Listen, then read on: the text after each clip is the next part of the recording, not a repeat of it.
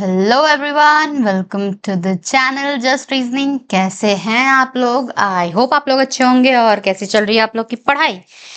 I hope पढ़ाई भी अच्छी चल रही होगी। तो चलिए शुरू करते हैं। ब्लड रिलेशन का टॉपिक।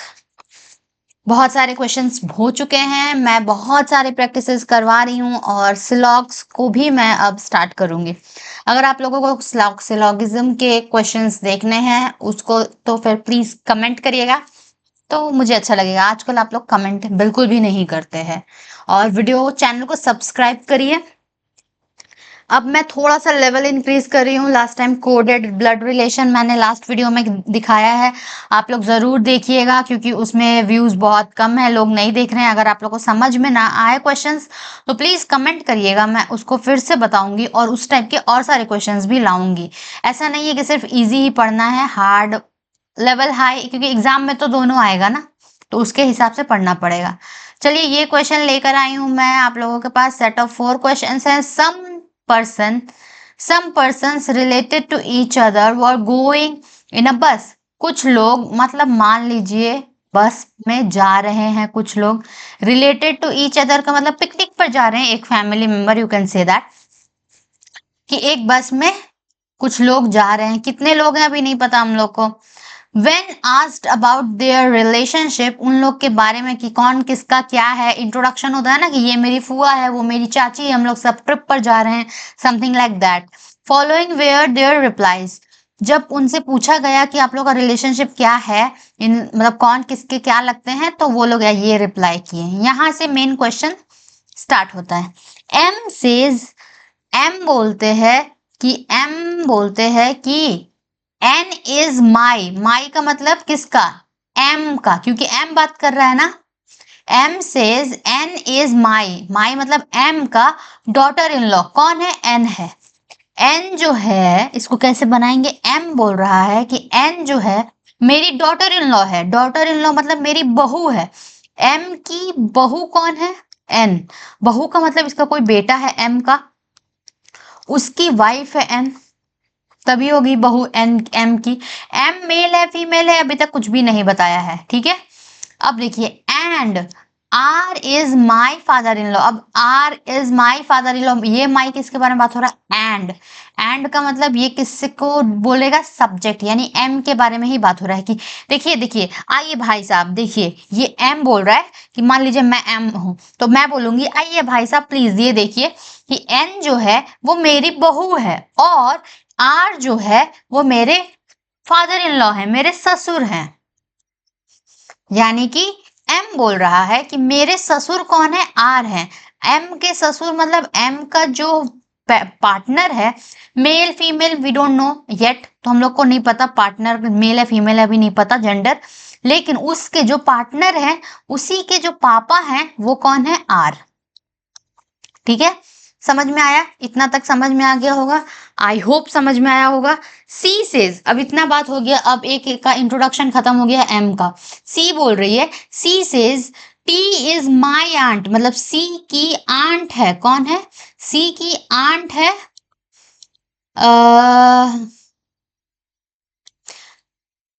टी। टी सी की आंट है मतलब चाची है। अब आंट मतलब बहुत सारा तरीका से रिलेशन होता है, चाची हो सकती है, मौसी हो सकती है, तो अभी हम लोग को कुछ भी नहीं पता। इतना पता चल गया कि ऊपर वाले जनरेशन में है, ठीक है।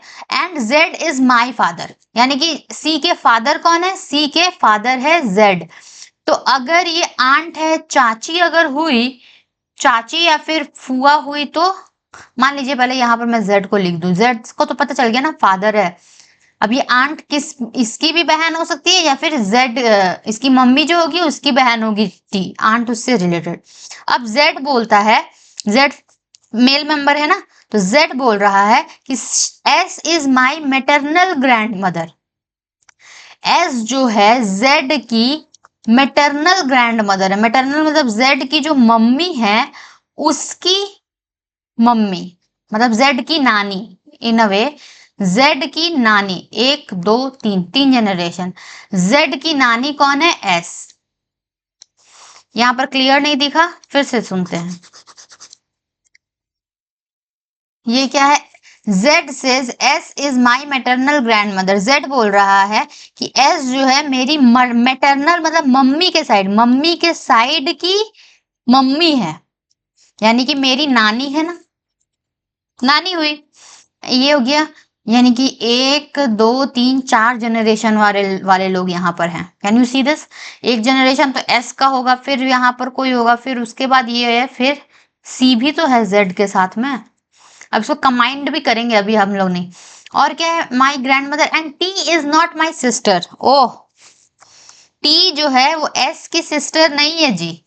हम लोग बोल रहे थे ना कि या तो आंट है C की, यानी कि या तो इसकी फुआ हो सकती है, या फिर मौसी हो सकती है, या फिर इसका कोई भाई होगा, उसकी वाइफ, वो भी तो आंट ही लगेगी C के लिए, चाची ही लगेगी, है ना। तो यही तो, ये Z यहाँ पर है तो Z का बच्चा C, ये वाला हमको यहाँ पर हमने कनेक्ट कर दिया, ठीक है। अब C की आंट नहीं है, यानी कि T यहाँ पर नहीं है, ठीक है। N सेज, अब N भी बोल रहा है, इन दोनों का बात हो गया, N बोल रहा है, N says Q is my father in law.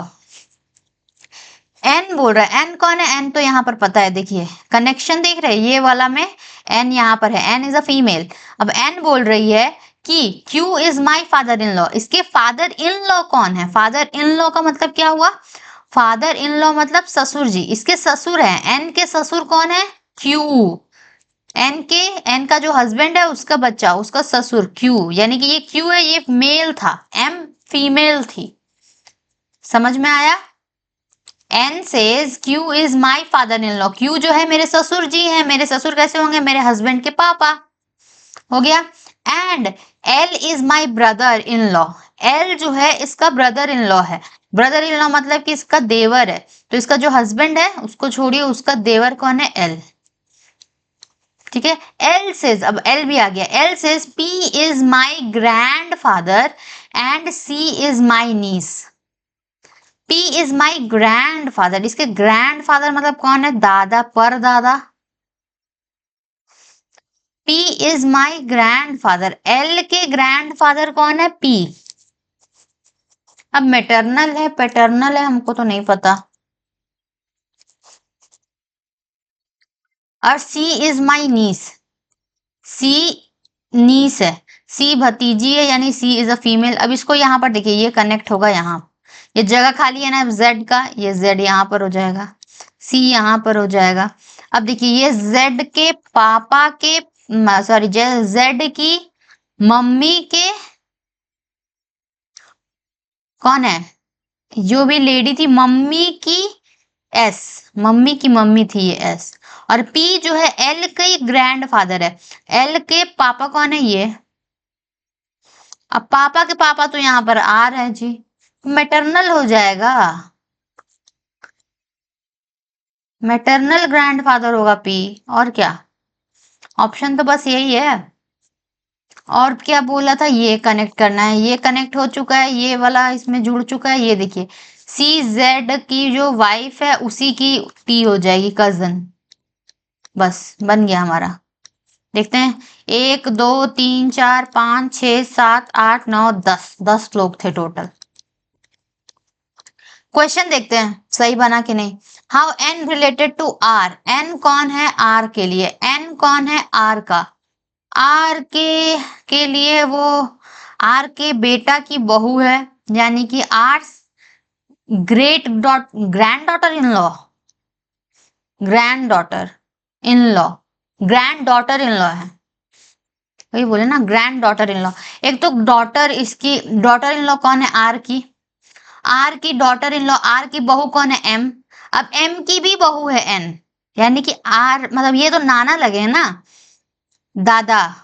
N के लिए ये ससुर, ससुर के ससुर है, तो उसके लिए ये डॉटर इन लॉ M है R के लिए, लेकिन ये ग्रैंड डॉटर इन लॉ है, क्योंकि ग्रैंड सन हो गया, R का ग्रैंड सन Z हो गया, तो उसकी wife granddaughter in law. ठीक है। How the sister in law of L is related to T। Sister in law of L, L की सिस्टर इन लॉ कौन है? L की सिस्टर इन लॉ, L की भाभी, सिस्टर इन लॉ N है। क्या बोला था question? How the sister in law of L, यानी कि N related to T। N कौन है? T की। N बहन है T की, सिस्टर है। How C related to M, C related to M, C कौन है, एम का, एम के लिए सी ग्रैंड डॉटर है, ठीक है। एक क्वेश्चन और है कि how many female member are there in the family, female count करिए, एक एस, फर्स्ट जनरेशन में एक, सेकंड में दो, थर्ड में तीन चार और एक पांच, पांच, 5। अब आंसर देखते हैं, सी डी ई ए, सी डी ई ए, यानी कि ये हमारा बन चुका है और इसके आंसर्स भी आ चुके हैं। तो ये क्वेश्चन बहुत ही अलग टाइप का था, ये थोड़ा अच्छा लेवल का है। और आप लोगों को कैसा लगा, ये थोड़ा डिफरेंट टाइप का था। ऐसा जो मतलब एम सेज और ये सब आता है ना, वो एसएससी सीजीएल या फिर एसएससी के जो मेंस के क्वेश्चंस होते हैं उसमें इस टाइप के क्वेश्चन आते हैं कि इसने बोला कि ये मेरे चाचा के भाई का बेटा है, ऐसे होता है, ठीक है। और नॉर्मली जो ब्लड रिलेशन ऐसे आते हैं, इस तरह से बोलने वाला एसएससी में भी आता है और बैंकिंग में भी आ सकता है, ऐसा कुछ भी नहीं है कि नहीं आएगा। कैसा लगा आप लोग को वीडियो बताइएगा, कैसा लगा ये क्वेश्चन मुझे बताइएगा, आप लोग को समझ में आया कि नहीं प्लीज बताइएगा, कमेंट करिएगा। और अगर नहीं समझ में आया तो प्लीज कमेंट करिएगा, मैं उसे दूसरी तरीके से या फिर मैं उसे बहुत ही इजी वे में और समझाने की कोशिश करूंगी। नहीं समझ में आया तो ऐसा नहीं है कि डायरेक्ट बोल दीजिए नहीं समझ में आया, कौन सा पॉइंट में नहीं समझ में आया वो बताया करिए मुझे, मैं उसे एक्सप्लेन करूंगी। और आपको कौन कौन से टॉपिक्स और आपके वीक हैं रीजनिंग के, जो आप चाहते हैं कि मैं अभी करवा दूं, क्योंकि अभी एग्जाम आने में थोड़ा सा 1 महीना है, तो मैं अभी कौन कौन से टॉपिक्स अभी रिसेंटली करवा दूं, आप लोग मुझे बताइएगा। और अब से मैं बहुत सारे अलग अलग नए नए क्वेश्चंस लेके आऊंगी आपके लिए। तो thank you for watching everyone, मिलते हैं नेक्स्ट वीडियो में। देखते रहिए, पढ़ते रहिए, पढ़ाई बहुत इंपॉर्टेंट है, क्योंकि पीओ एग्जाम है, एसबीआई पीओ, आईबीपीएस पीओ, दोनों पीओ के एग्जाम है।